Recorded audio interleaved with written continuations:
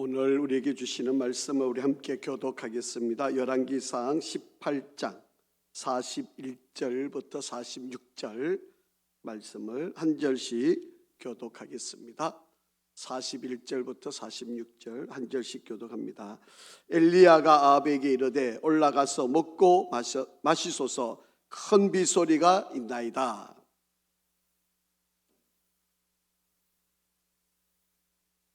아합이 먹고 마시려 올라가니라.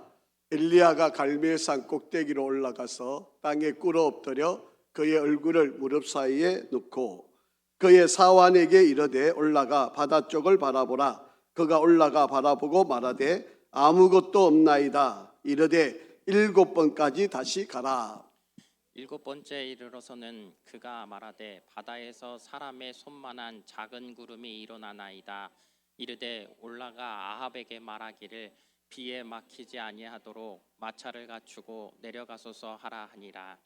조금 후에 구름과 바람이 일어나서 하늘이 캄캄해지며 큰 비가 내리는지라. 아합이 마차를 타고 이스라엘로 가니 여호와의 능력이 엘리야에게 임하매 그가 허리를 동이고 이스라엘로 들어가는 곳까지 아합 앞에서 달려갔더라. 아멘. 할렐루야. 우리 한번 인사 한번 하실까요? 당신은 존귀한 사람입니다.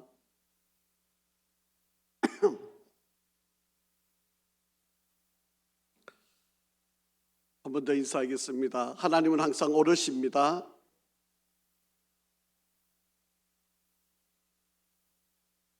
오늘은 우리 열왕기상 우리 44번째 시간이 되겠습니다. 오늘 제목을 기도가 자산입니다 라고 하는 제목으로 말씀을 드리려 합니다. 기도라고 하는 것이 여러분, 내가 어떤 어려움이 있고 문제가 있고 또 내가 어떤 상황이 좋지 않았을 때 하나님 앞에 나와서 기도하는 건 당연한 거지만, 여러분, 우리가 기도라고 하는 거는요 평소에 하는 겁니다. 기도는 저축과 똑같아요. 기도를 여러분 많이 쌓아놓으면 내가 정작 어려울 때 여러분 내가 쌓아놓았던 그 기도를 끄집어내어서 설 수 있는 게 기도입니다. 기도, 그렇기 때문에 내가 어떤 일이 생겨서 어려운 일이 문제가 일어나서 기도하는 게 당연한 일인데, 여러분 그때 기도하는 것보다는 차라리 평소에 기도를 많이 쌓아놓으면 여러분 그 기도가 내가 정작 어려울 때는요 그 기도가 능력이 돼요.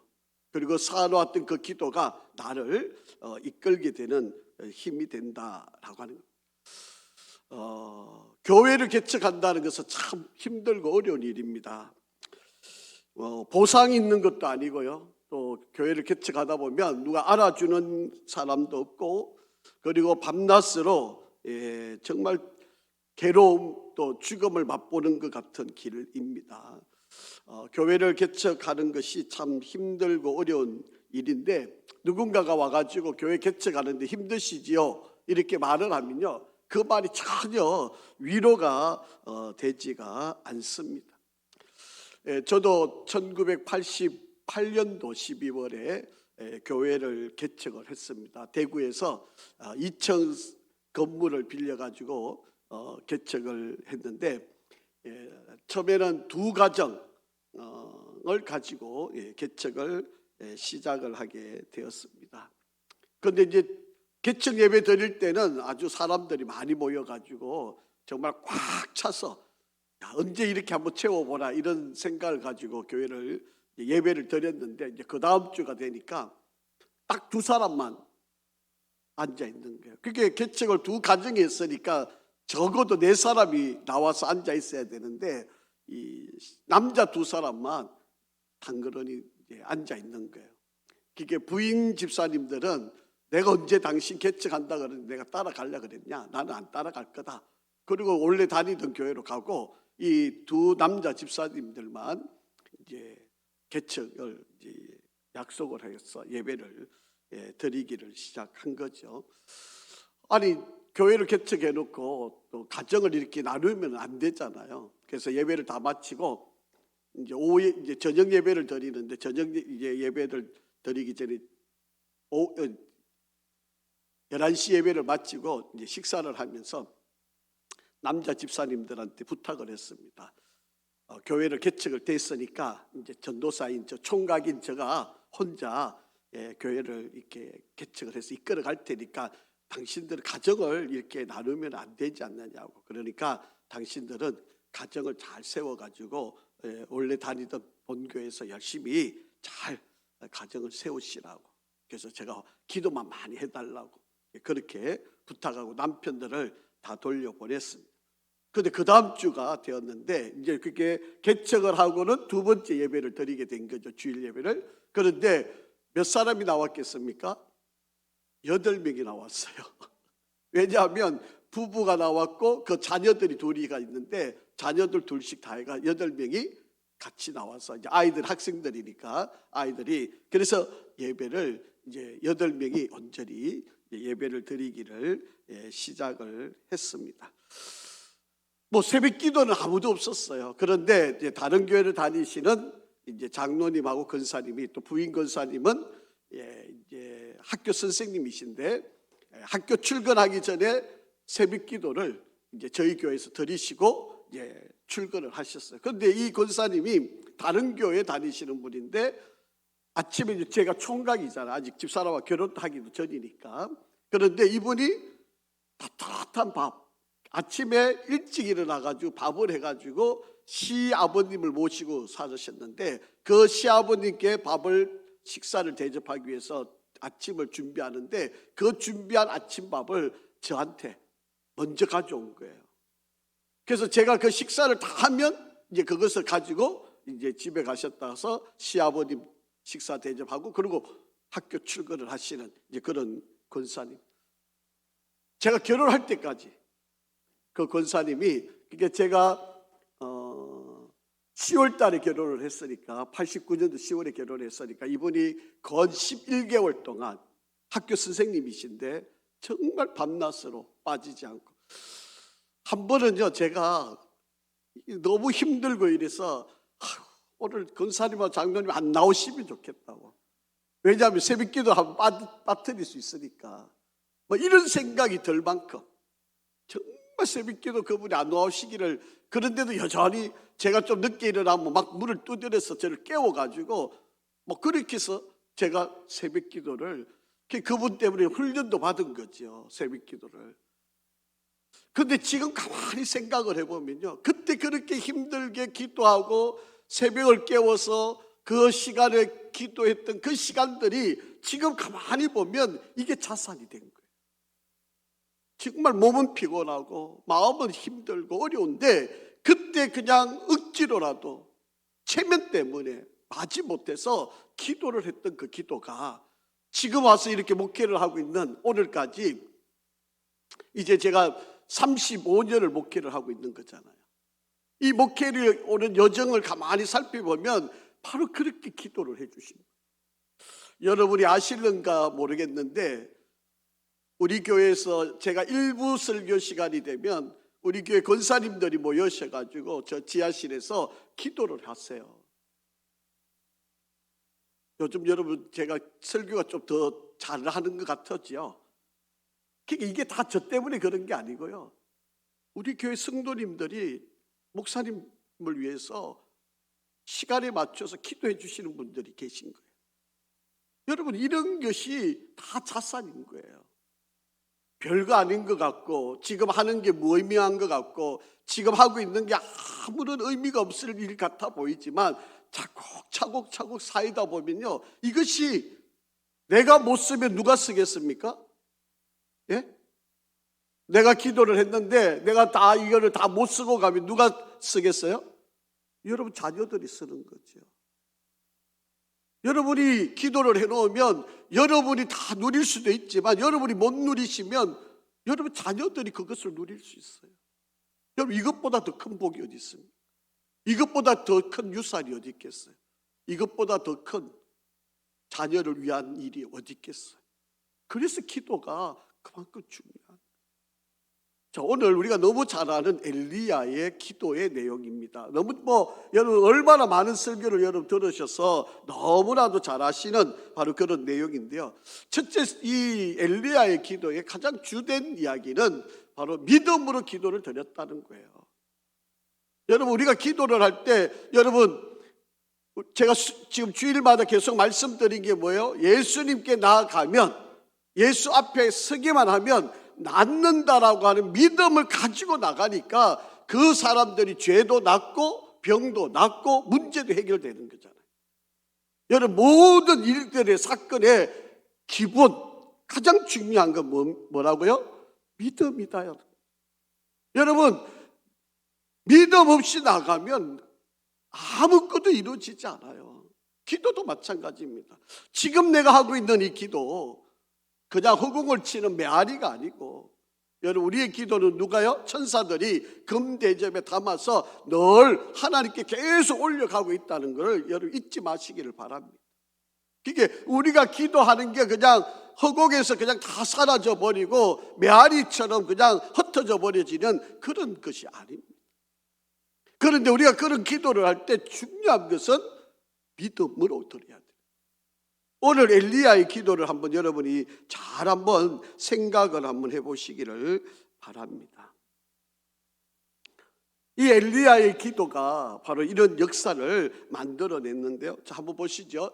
17장 1절에 보시면 한번 같이 읽어보겠습니다. 시작. 길르앗에 우거하는 자 중에 딥셋 사람 엘리야가 아합에게 말하되 내가 섬기는 이스라엘의 하나님 여호와께서 살아계심을 두고 맹세하노니 내 말이 없으면 수년 동안 비도 있을도 있지 아니하리라 하니라. 그렇게 말합니다. 여러분, 엘리야가 지금 이 말을 선포하고 난 뒤에 3년 반이나 비가 내리지를 않은 상황이에요. 여러분, 3년 반 동안 비가 오지 않아요. 그게 언제 비가 올는지를 전혀 모르는 바로 그런 상황이에요. 자, 그런데 오늘 본문 41절입니다. 한번 읽어보죠. 시작. 엘리야가 아합에게 이르되 올라가서 먹고 마시소서 큰 비소리가 있나이다. 그렇게 이야기합니다. 여러분, 갈멜산에서 이 우상을 섬기는 선지자들을 다 전쟁에서 이기고 승리한 뒤에 지금 엘리야가 선포하는 말입니다. 여러분, 뭐가 하나 징조가 있거나 뭐가 하나 나타나는 것이 있었으면 그거 한 일이지만 전혀 그런 현상이 있지 않아요. 그런데도 불구하고 지금 엘리야는 아합 왕에게 이야기합니다. 큰 비소리가 있나이다. 여러분, 선지자의 말을 하나님이 책임져 주시는 것처럼 여러분, 이 엘리야의 말이 이제 곧 비가 내릴 겁니다. 믿음으로 하나님 앞에 간구하는 바로 이 엘리야의 이 기도, 바로 이 선포가 하나님께서 들으시고 조각구름을 보내시고 비의 내림의 역사를 일으키는 바로 그런 역사가 일어난다라고 하는 겁니다.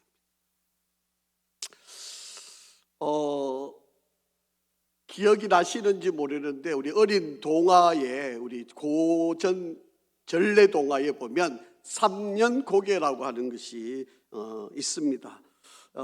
아주 신비한 고개인데요. 여기에 만약에 지나가다가 미끄러지면 혹은 여기서 굴러서 넘어지게 되면 3년 안에 죽는다고 하는 그런 고개예요.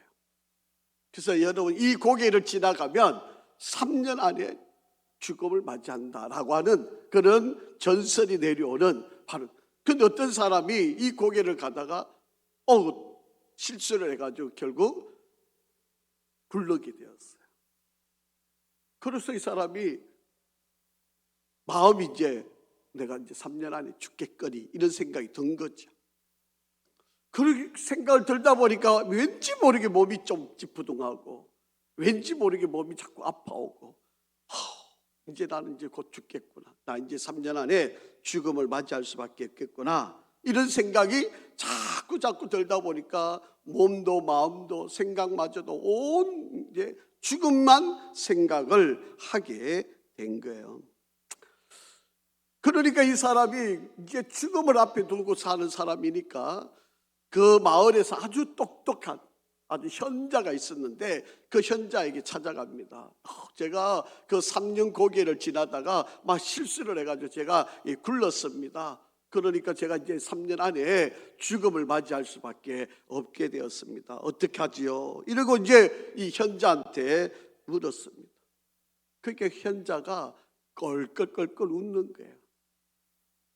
아니, 그 고개가 한 번 굴으면 3년 안에 죽는다는 거지? 예, 맞습니다. 그러면 2번 굴으면 어떻게 돼? 그럼 6년 안에 죽겠죠. 그럼 3번 굴으면 9년 안에 죽겠죠. 그럼 10번 굴으면 30년. 그럼 가서 10번 굴으라. 그러면 30년 지나서 죽을 거 아니냐고. 그렇게 이야기를 해줬다고 합니다. 그리고 가서 10바퀴 구르고 와서 얼마나 기쁘게. 이게 마음먹기 달린 거죠. 사람이 삶이라고 하는 게 이게 다 자기 마음에서 오는 바로 그런 일이다라고 하는 거예요. 여러분, 우리가 신앙생활을 하면서 믿음의 길을 걸어가는 저와 여러분들이, 여러분, 하나님이 우리를 지켜주신다. 하나님이 나를 돌보고 계신다. 하나님이 나를 오른손으로 붙들고 있다. 여러분, 이런 믿음을 우리가 갖고 살아간다면 여러분, 우리는 두려워할 게 없어요. 여러분, 조금 몸이 아픈 거, 아니면 여러분 좀 내가 잘 살지 못하는 거, 내가 좀 배우지 못한 거, 여러분 내가 좀 힘이 없는 거, 이런 게 아무런 문제가 되지를 않아요. 성경 한번 읽어보실까요? 베드로전서 5장 7절 시작. 너희 염려를 다 주께 맡기라.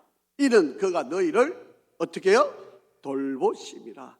여러분, 염려를 다 주께 맡기라. 맡긴다라고 하는 말은 원문으로 해석을 하면 던져버린다는 거예요. 여러분이 지금 지고 있는 이 짐, 여러분이 지금 가지고 있는 그 모든 무거운 생각들, 이거를 그냥 주님께 다 던져버리라. 여러분, 너무 우리가 잘 아는 이야기지만 할머니가 짐을 이고 버스에 탔어요. 그런데 계속 그 짐을 안 내려고 타고 있는 거예요. 그럼 끙끙끙끙거리고 있는 거예요. 그러니까 버스 기사가 이야기해, 이거 할머니 그 짐 내려도 돼요? 아니야, 나 태워주는 것만도 고마운데 어떻게 이 짐까지 맡겨? 그러니까 버스 기사가 이야기해, 아니 차표 안에 할머니도 값도 치른 거고 그 짐까지 다 값을 치른 거예요. 그러니까 짐을 내려도 됩니다. 그렇게 이야기하는 거잖아요. 여러분, 여러분이 지금 가지고 있는 근심, 걱정, 염려들, 이거를 주님께 다 맡기면 우리 주님께서 다 책임져 주시고 여러분을 돌보아 주시겠다고 말씀하고 계시는 거예요. 여러분, 자녀들의 그 문제들, 근심이 많지요. 걱정이 많지요. 여러분, 건강의 문제, 걱정이 다 되지요. 그런데 여러분, 이 모든 것들을 믿음으로. 지금 엘리야는요, 구름 조각이 떠 있는 게 아니에요. 믿음으로 지금 하나님께 기도하는 거예요. 이제 곧 비가 내릴 겁니다. 나 지금 빗소리를 들었습니다. 믿음으로 선포하고 믿음으로 기도를 하는 거 아닙니까?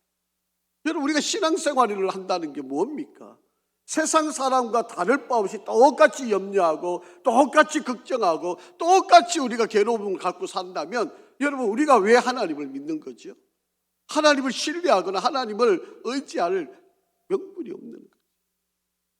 여러분, 세상 사람과 굳이 뭐가 차이가 있겠습니까? 여러분, 우리가 가지고 있는 염려를 하나님께 다 내어놓으세요. 하나님께 기도하세요. 하나님, 나 이런 근심이 있습니다. 이런 염려가 있습니다. 이거 주님 손에 맡겨드립니다. 주님 책임져 주시고 이끌어 주시고 다스려 달라고 그렇게 기도하는 것, 이것이 바로 우리의 기도의 모습이 아니냐는.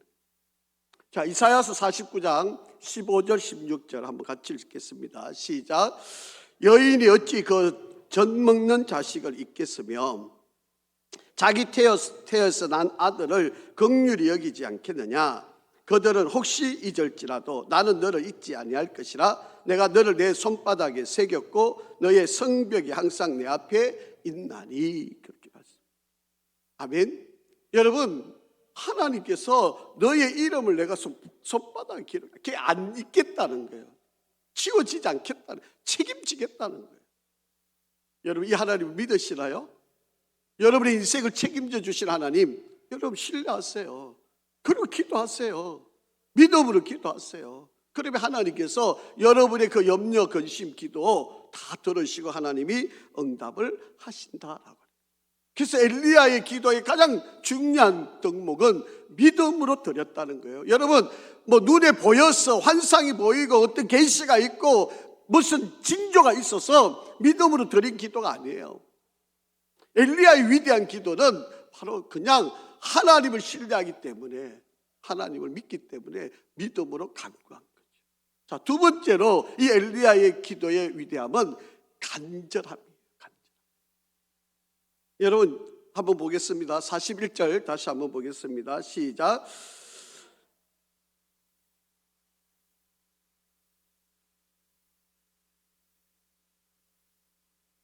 여러분 한번 생각을 해보세요. 만약에 지금 비가 온다고 이야기하고 아합복을 가서 먹으라고 이야기를 했는데 비가 안 오면 여러분 엘리야는 어떻게 됐겠습니까? 여러분 아합 왕이 어떤 왕이에요? 가장 악한 왕이잖아요. 더더욱이나 이세벨 지금 여러분 바알 선지자 그리고 아세라 선지자를 지금 850명 다 죽이고 그들과 싸워서 이긴 바로 이런 곧 보복이 일어날 수도 있는 이런 상황에 지금 엘리야가 선포한 거 아닙니까? 지금 비가 올 거라고. 그런데 비가 안 온다 그러면 어떻게 되겠어요? 뭐 죽임 당하는 거죠. 그러니까 여러분 엘리야 입장에서 이미 믿음으로 선포한 이것에 대해서 그가 기도해야 되는데 기도를 어떻게 하겠습니까? 얼마나 간절히 기도할까요? 자, 42절 한번 보세요. 시작.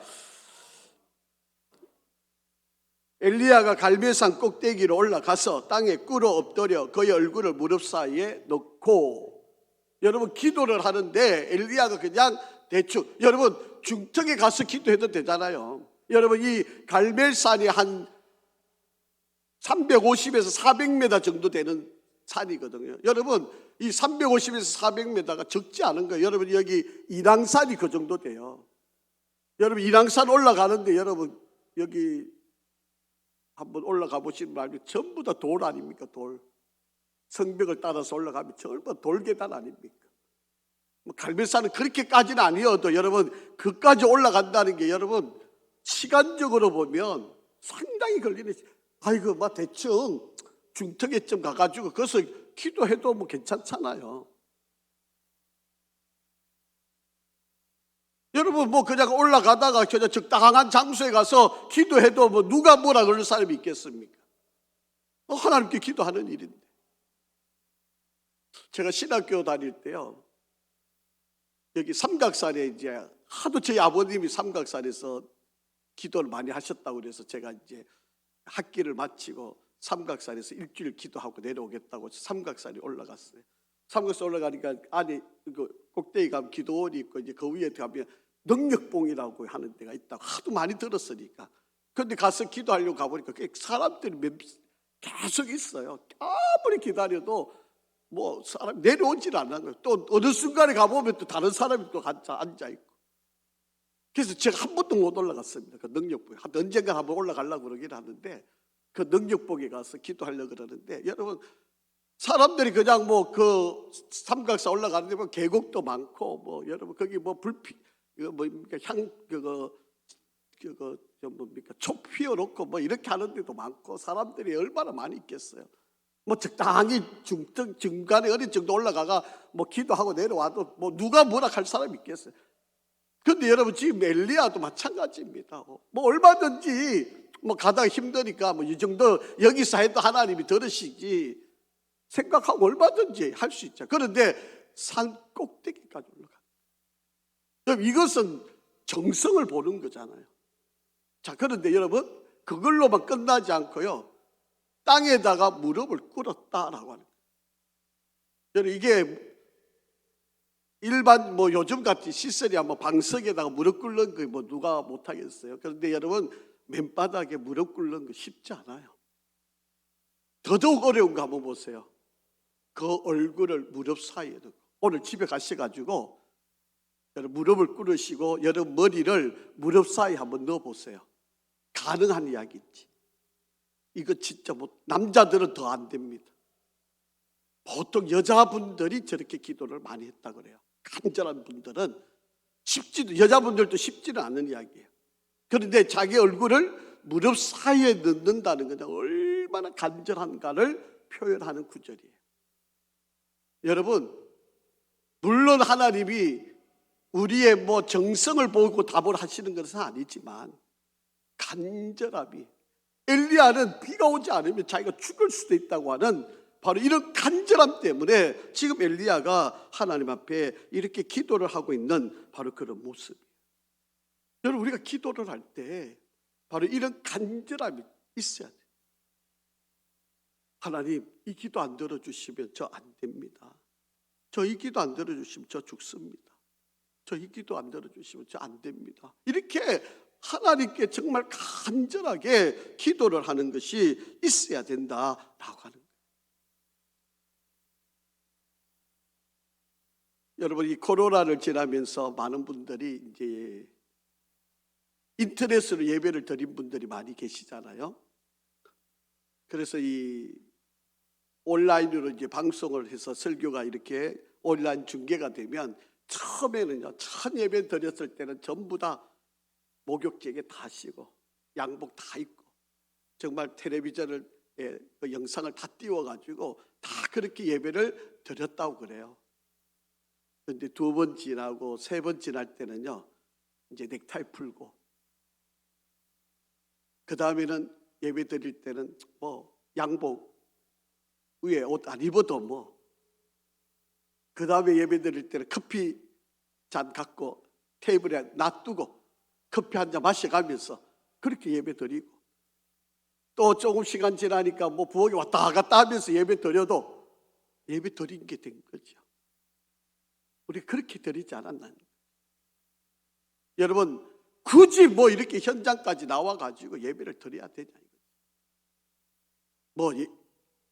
인터넷으로 그냥 내 편하고 잠옷 입고 예배 드려도 누가 뭐라 하지 않고 그래도 예배는 예배 드린 거니까, 그리고 우리가 너무 쉽게 예배를 생각하지 않았나요?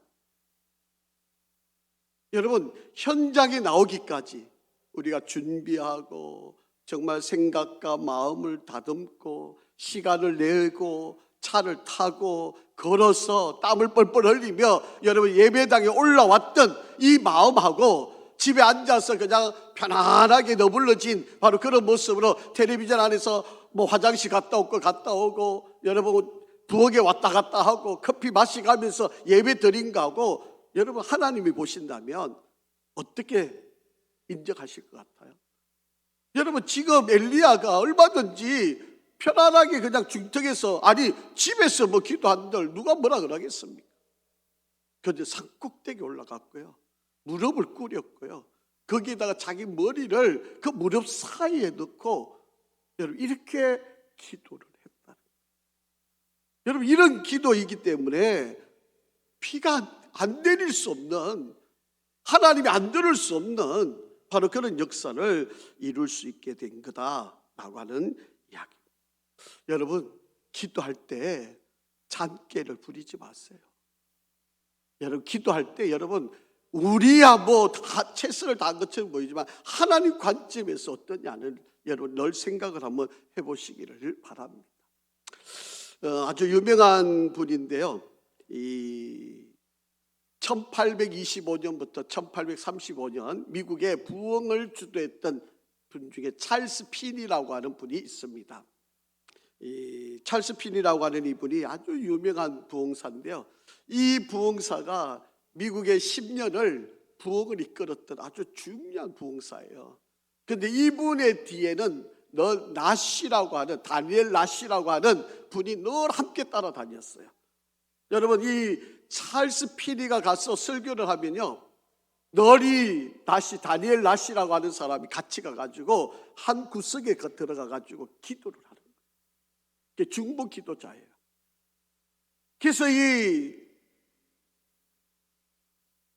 찰스 피씨가 그 위대한 일을 이룸에 있어서 물론 그분에 대한 영적인 파워와 능력도 있었지만 바로 이분 되게 만들었던 것은 바로 나시 때문에, 이 다니엘 낫이라고 하는 이분이 여기 화면에 나와 있는 이분인데요. 바로 이 다니엘 낫이라고 하는 이분이 기도를 해줬기 때문에 바로 이 피시가 이런 능력자로 쓰임을 받을 수 있었다라고 하는 이야기입니다.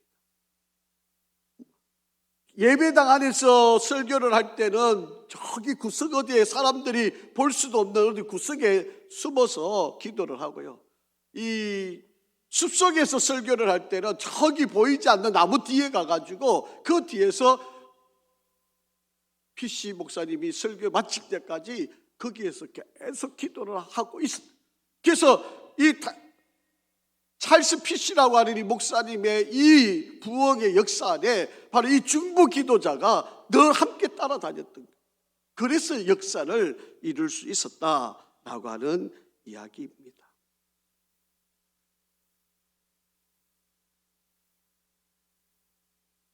그게 이 간절함이라고 하는 게요. 이게 얼마나 이게 우리가 기도할 때 이게 하나님이 응답받는 그런 지름길이 되는지 몰라요. 제가 이 부산에서 사역을 할 때요, 이 중고등부 교사로 사역을 했던 청년 자매가 있는데, 이 남자 청년도 있고 이제 자매도 있었는데, 여러분 거제도 뭐 지금은 거가대교가 있어가지고 여러분 차로 가면은 1시간 반이면 충분히 올 수 있어요. 그런데 이제 그 당시에는 이 다리가 놓여 있지 않을 때니까 이 거제도의 조선 거기서 직장 생활을 하는데, 거기서 부산까지 오려면 주말이면요, 보통 이제 금요일 날 근무를 마치면 금요일 밤에 올 수 있든지 아니면은 이 토요일 날 아침에 이제 출발을 해서 이게 오게 되는데, 보통 이제 금요 기도에 참석하기 위해서 이 남자 청년하고 이 자매가 이게 오게 되는데요. 보통 그냥 빠르게 와도 뭐 버스 타고 이렇게 오니까 보통 빠르게 와도 3시간 반에서 4시간.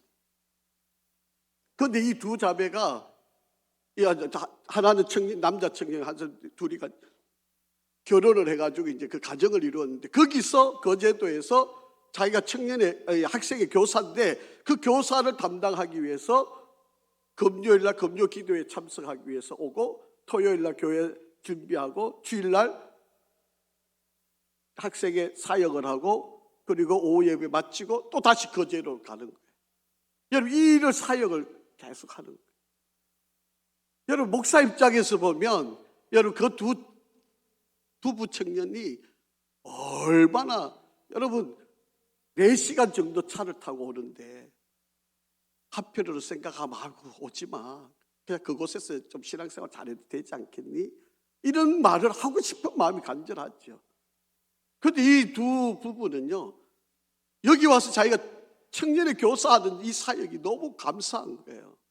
그러니까 금요일부터 밤에 그렇게 와가지고 금요철에 참석하고, 그리고 토요일 날, 그리고 주일 날 하고 오후 예배 드리고, 이게 여러분 일상적인 생활을 보면 너무 힘들잖아요. 몸이 피곤하고 괴롭고. 그런데 이 부부 청년은 그게 자기들의 유일한 낙이에요. 일주일 동안 그렇게 힘들게 일을 하고도 봉사하기 위해 가지고 그 먼 거리를 오는 이 마음. 여러분, 하나님이 어떻게 이들을 복을 안 주시겠어요? 어떻게 그들의 헌신들을, 이렇게 먼 거리를 다니면서 헌신하는 이들을 하나님이 어떻게 책임 안 지시겠어요? 여러분, 하나님은 우리의 간절함이 얼마나 귀한이고 복임을 하나님이 우리에게 보여주시는 바로 그런 역사이다 라고 하는 겁니다. 세 번째로 우리가 이 엘리야의 기도를 통해서 배울 것은요, 인내함의 기도예요. 여러분, 믿음으로 드리는 기도, 그리고 간절함으로 기도하고, 그 다음에는 끝까지 인내하는 바로 그런 기도를 드린 바로 이 기도이다라고. 자, 한번 보시죠. 43절 시작. 그의 사환에게 이르되 올라가 바다 쪽을 바라보라. 그가 올라가 바라보고 말하되 아무것도 없나이다. 이르되 몇 번까지요? 7번까지 다시 가라. 여러분, 처음에라도, 아니 말을 했을 때라도 뭔가 징조가 있었으면 물론 뭐 가능한 이야기죠. 그런데 아무런 징조가 없었어요. 여러분, 열심히 기도하고 또 한번 가봐라. 그런데도 아이고 지금 아무 징조가 없어요. 또 열심히 또 기도했는데 또 한번 가봐라. 그리고 또 지중해 쪽을 바라봤는데도 아무런, 여러분 이게 3번, 4번, 5번, 6번, 여러분 이게 가능하겠냐? 아이고 뭐 한 3번, 3세판이니까 우리 3번 했는데도 안 되면 뭐 아이고 이제 포기하지 뭐. 하나님도 이거는 노라고 응답하시는 모양이다. 이러고 그냥 기도를 접지 않았겠습니까? 예, 그런데 여러분 엘리야는요 아니었어요. 하나님이 응답하실 때까지, 여러분 하나님이 응답하실 때까지 기도를 했다라고 하는 사실입니다.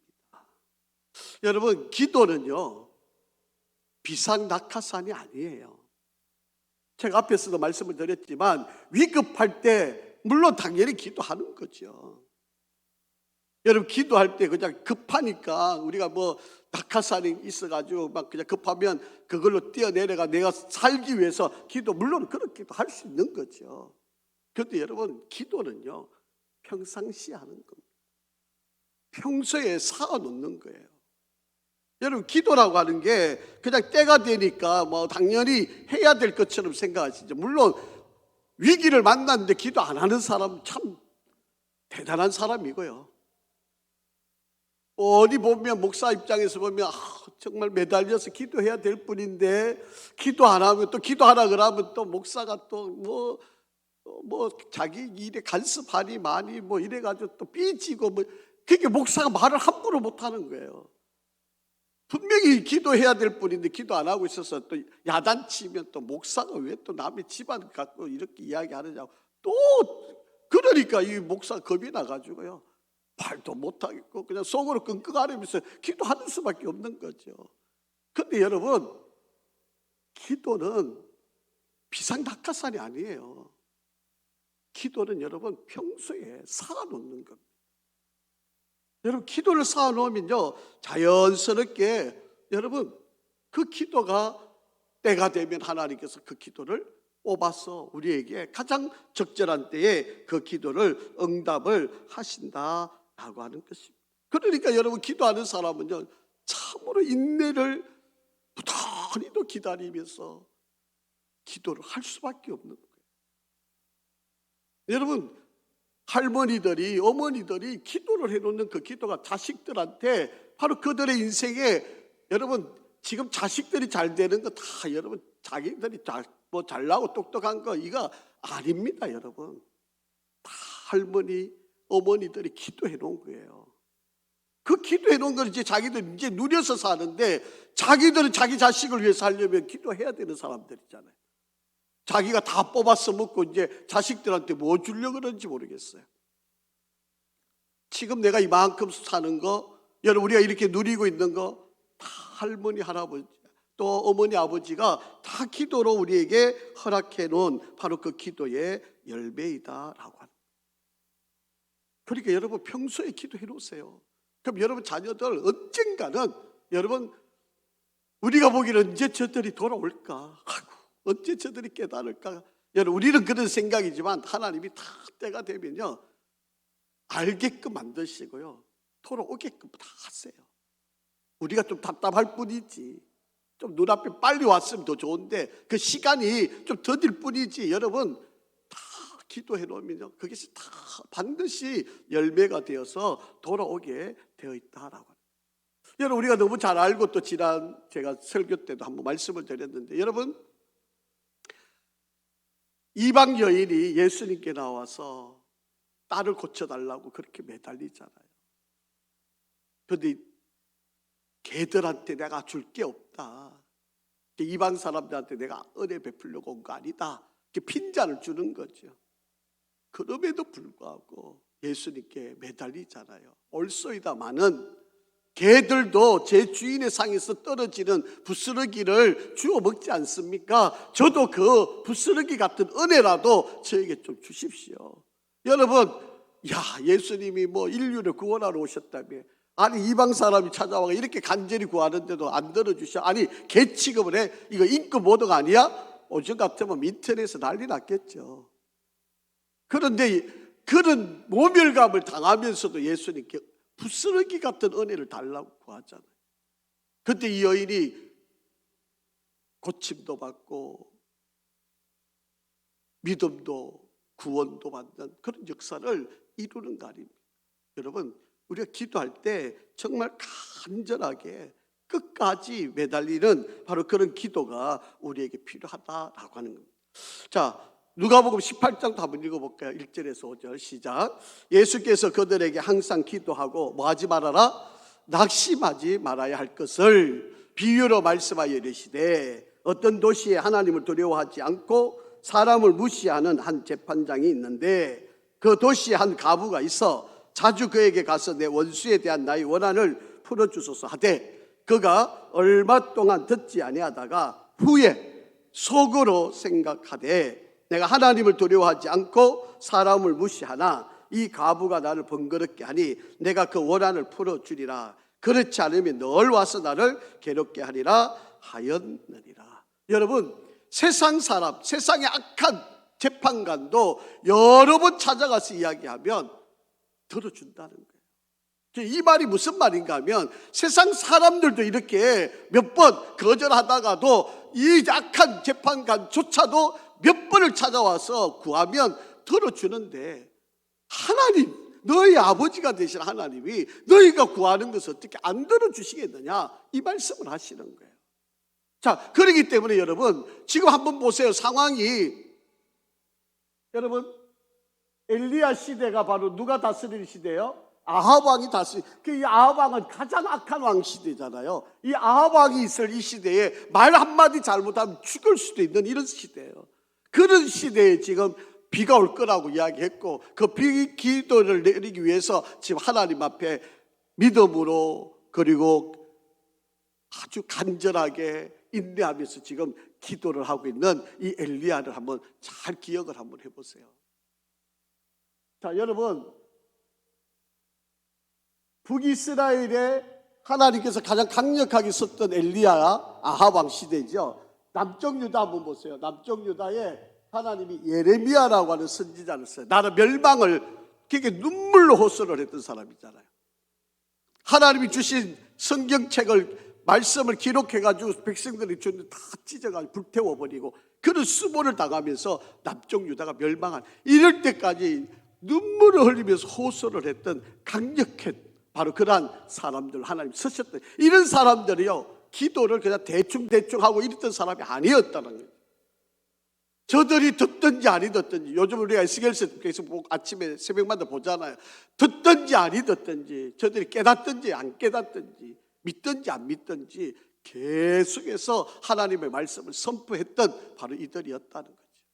자, 그렇기 때문에 여러분 우리가 하나님 앞에 기도를 하는 여러분 이 예레미야 시대에는요 예레미야 선지자가 너희들이 말을 안 들으면 하나님이 심판할 거야. 그리고 70년 뒤에 너희들을 포로로 잡혀갔다가 70년 뒤에 너희들을 다시 회복시켜 줄 거야. 그러니 빨리 지금이라도 회개해. 이렇게 이야기하거든요. 그런데 그때 거짓 선지자가 있어요. 하나나야라고 하는 거짓 선지자가 있는데 아닙니다. 우리가 이렇게 지금 어려움 당하지만 이틀이 지나면 우리는 곧 회복될 겁니다. 그러니 걱정하지 마세요. 조금만 참으세요. 이러고 거짓 선지자들이 있었어요.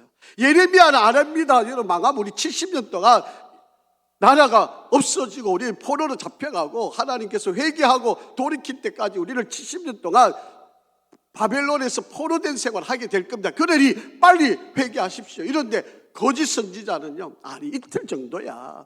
뭐 이거 잠깐 지나가. 아이고 뭐 괜찮아. 이렇게 여러분 누구 말을 더 믿을 것 같아요, 사람들이? 예? 여러분 우리가 보기엔 엘리야 말을 더 믿어야 될 것 같은데 거짓 선지자 말을 더 믿죠. 지금 시대도 마찬가지예요. 회개하라 그러면 아이고 목사님 우리가 일주일 동안 이렇게 힘들게 사는데 교회까지 와 또 위로 말을 못해 줄 망정 또 회개하라 우리가 얼마나 고생하는지 아십니까? 이러고 있지. 아이고 괜찮습니다. 하나님이 은혜가 많습니다. 여러분 위로해 주실 것입니다. 여러분 복 주실 것입니다. 잘 될 것입니다. 이러면 오늘 교회 가서 내가 위로받아서 참 좋아. 우리 목사님 설교 잘해. 그럴 거 아니겠어요? 그런데 어느 목사가 진짜 목사 같아요?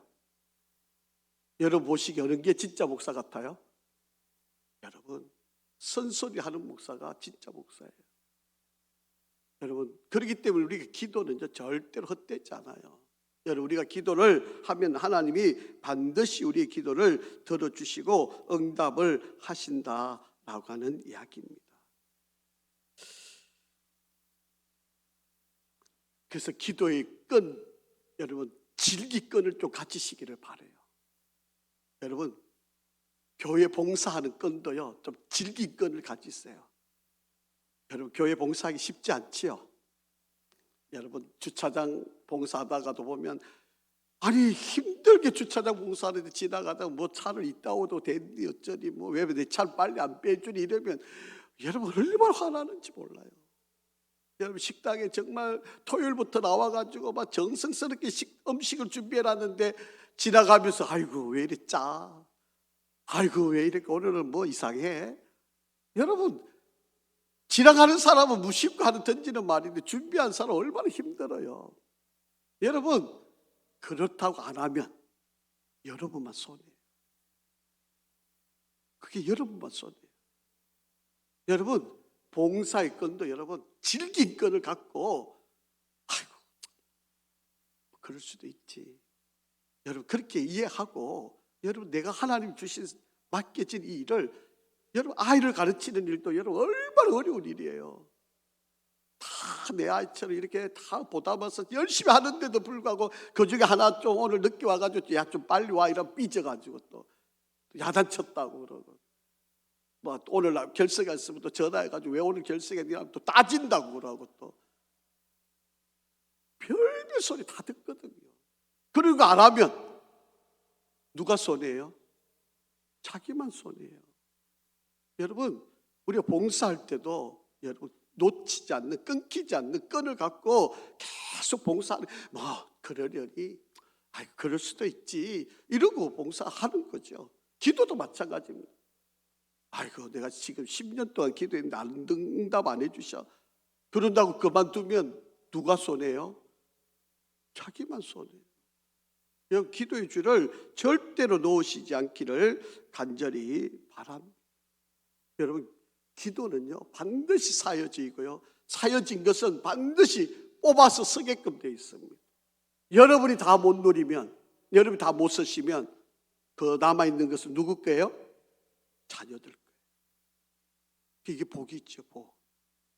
여러분이 지금 형통의 길을 잘 걷고 있다면 다 여러분 누군가가 여러분을 위해서 기도해 놓은 것 때문에 그게 여러분 감사하셔야 돼요. 정말 여러분 그게 감사해요. 그게 정말 귀한 일이에요. 그것을 여러분이 정말 잘 여러분이 깨달아야 되는 지혜입니다.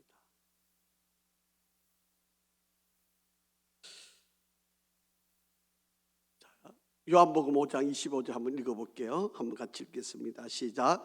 진실로 진실로 너희에게 이르노니 죽은 자들이 하나님의 아들의 음성을 들을 때가 오나니 곧 이때라 듣는 자는 살아나리라. 자, 이것은요 우리 간정의 이야기가 나온 책인데 어떤 아주 유명한 식품 회사의 사장님의 아들이 정말 똑똑하고 잘생겼어요. 그래서 이제 명문대학에 유학을 보냈습니다. 그리고 이제 군대를 갔다 와가지고 이제 차를 이제 사줬는데 이 차를 몰고 가다가 사고가 났어요. 그래서 식물인간이 되었습니다. 정말 이 회사를 이끌어가야 할 정말 좋은 인재고 똑똑하고 정말 회사를 더 잘 키워갈 수 있는 그런 아이인데 이 아이가 그냥 차 사고 나가지고 식물인간이 된 거예요. 그러니까 이 아버지 입장에서는 모든 게 다 무너진 거죠. 모든 게 그 아이한테 올 것을 다 기대하고 키웠는데 이 아이가 식물인간이니까 얼마나 답답했겠어요? 그래서 목사님이 찾아가셔가지고 이 요한복음 5장 25절 이 본문을 가지고 이제 신방을 하신 거예요. 자, 이 말씀을 이렇게 전하고 나니까 이 아버지가 듣는 자는 살아나리라, 이 말을 꽉 붙잡은 거예요. 듣는 자는 살아나리라. 목사님이 그냥 신방 가셔서 그냥 전해준 이 말씀인데 아버지는 듣는 자는 살아나리라, 이 구절이 그냥 자기 가슴에 확 와닿은 거예요. 그래서 매일 이 아이한테 귀에 대놓고 기도하면서 이야기합니다. 듣는 자는 살아나리라. 듣는 자는 살아나리라. 매일같이 기도를 합니다. 그러면서 본인이 아멘, 아멘. 본인이 듣는 자는 살아나리라. 아이 귀에 대놓고 식물 인간인데 전혀 반응이 없는 아이인데 이 아이한테 듣는 자는 살아나리라. 그러면서 본인이 아멘. 그렇게 무조건 그렇게 아멘하고 그렇게 귀에 대고 말씀을 한 거예요. 여러분, 한 달이 지났어요. 꼼짝도 하지 않습니다. 2달이 지났습니다. 70일이 지났어요. 80일이 지났어요. 85일이 지났어요. 86일이 지났어요. 그때도 꼼짝도 안 해요. 그런데 87일째가 됐는데 똑같이 듣는 자는 살아나리라. 아멘. 듣는 자는 살아나리라. 아멘. 아버지가 똑같이 그렇게 기도하고 성경을 읽어줬는데요, 갑자기 이 두 눈이 초점이 딱 맞춰지는 거예요. 아멘도 안 하시네. 남의 이야기니까 뭐 여러분 그냥 그런 이야기구나. 또 그냥 이 간정 이야기라니까요. 여러분, 87일 만에 이 식물 인간 아이가 듣는 자는 살아나리라. 아버지가 그 말씀을 붙들었고 아버지가 아이 귀에 대고 이야기를 한 말인데, 이 말을 하니까 여러분 초점이 맞춰지기 시작하니까 어떻게 됐겠어요? 회복이 된 거예요. 여러분, 기도는 헛되지 않는다. 여러분, 기도는 반드시 응답이 된다. 여러분의 기도가 절대, 여러분 엘리야가 지금 기도하는 이 기도는 뭐 구름 조각을 보고 기도한 거 아니에요. 아무 그것도 없었어요. 비가 내릴 징조가 있었던 것도 아닙니다. 말 잘못하고 실수였으면 그냥 목이 날아가는 아합 왕, 가장 악한 그 왕 앞에서 했던 말을 지금 하고 있는 바로 그런 일이에요. 여러분, 다윗 왕 한번 보세요. 25년 동안 성전 짓겠다고 준비했던 사람이죠. 그런데 하나님이 아니다, 거절하시잖아요. 그런데 솔로몬 시대 가서 그 기도를 하나님이 이루게 하시잖아요. 그러니까 여러분, 지금 기도를 쌓아놓는 것은 물론 여러분이 쓰실 수도 있는 일이지만 여러분이 다 못 이루시면 누가요? 여러분 자녀들. 그러니까 여러분, 제발 돈 물려주려고 생각하지 마세요. 돈 물려줘가지고 여러분 자식 잘 되는 꼴을 못 봅니다. 여러분은 정말 자식들을 위한다면 기도를 계속 쌓아놓으세요. 우리나라 지금 여러분 어제 뉴스 보셨죠? 재벌의, 우리나라 최고 가는 재벌의 상속이 이루어졌는데 그 새 여동생하고 엄마가 상속 잘못됐다고 지금 법원에 고소했잖아요. 그래가지고 재산 다시 나눠달라고. 여러분, 돈 줘가지고 여러분 재벌도 그게 안 됩니다. 여러분, 그 많은 재산 다 물려받아도요, 그 자기들 더 달라고 지금 싸우는 거 아닙니까? 여러분, 그걸로는 여러분 신앙 키울 수 있는 방법이 아닙니다. 여러분, 정말 여러분 기도를 뿌려놓고 쌓아놓고, 기도는 절대 헛되지 않아요. 여러분, 이 믿음을 갖고 우리가 정말 묘하신 하나님, 정말 우리의 기도에 응답하시는 하나님, 우리가 끈질기게 기도하며 반드시 이루시는 하나님, 여러분 그 응답의 은혜를 맛보시면서 살아가는 우리 성도가 되기를 간절히 바랍니다.